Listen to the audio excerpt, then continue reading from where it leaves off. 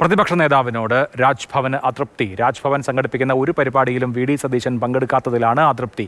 K R നാരായണന്റെ പ്രതിമാ അനാച്ഛാദന ചടങ്ങിൽ governor ക്ഷണിച്ചിട്ടും പ്രതിപക്ഷ നേതാവ് പങ്കെടുത്തിരുന്നില്ല. പ്രശാന്ത് കൃഷ്ണ വിവരങ്ങളുമായി. പ്രശാന്ത്, പ്രതിപക്ഷ നേതാവ് രാജ്ഭവനിലെ ചടങ്ങുകൾ നിരന്തരം ഒഴിവാക്കുന്നതിൽ പരാതിയുണ്ട് രാജ്ഭവന്. എന്താണ് ഇപ്പോൾ ഈ അതൃപ്തി പ്രകടിപ്പിക്കുന്ന നിലയിലേക്ക്, പരസ്യമായി പറയുന്നില്ല എങ്കിൽ പോലും അത് കമ്മ്യൂണിക്കേറ്റ് ചെയ്യുന്ന നിലയിലേക്ക് എത്തിയത്?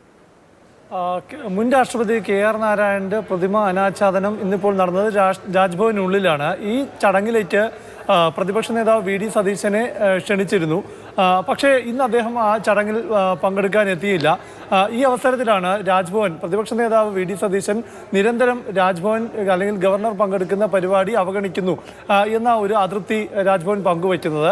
അതിൽ ഏറ്റവും ഒടുവിലായി ഇപ്പോഴത്തെ ഈ പരിപാടിക്ക് മുൻപ് കഴിഞ്ഞ മാസം സെപ്റ്റംബർ 28-ന് രാജ്ഭവന്റെ ഒരു പബ്ലിക്കേഷൻ, അതായത് രാജഹംസം എന്ന ഒരു പുസ്തകത്തിന്റെ പ്രകാശനം ഉണ്ടായിരുന്നു. പ്രതിപക്ഷ നേതാവായിരുന്നു ആ പുസ്തകം ഏറ്റുവാങ്ങേണ്ടത്. മുഖ്യമന്ത്രിയാണ് പ്രകാശനം ചെയ്തത്. അപ്പോൾ ഈ പരിപാടിയിലേക്കും പ്രതിപക്ഷ നേതാവിനെ ക്ഷണിച്ചിരുന്നു. പക്ഷേ 3 ദിവസം ഇതുമായി ബന്ധപ്പെട്ട മറുപടി ഒന്നും നൽകിയില്ല.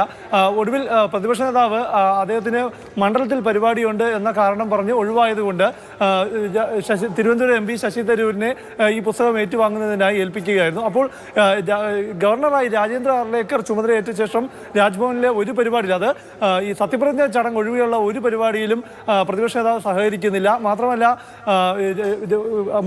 മുൻ ഗവർണർ ആരിഫ് മുഹമ്മദ് ഖാന്റെ കാലത്തും ഈ എതിർപ്പുകൾ കാരണം പങ്കെടുത്തിരുന്നില്ല. അപ്പോൾ രാജ്ഭവന്റെ പരിപാടികളിൽ നിന്ന് പ്രതിപക്ഷ നേതാവ് നിരന്തരം അവഗണിക്കുന്നു എന്ന പ്രതിഷേധം രാജ്ഭവൻ വൃത്തങ്ങൾ പങ്കുവയ്ക്കുകയാണ്.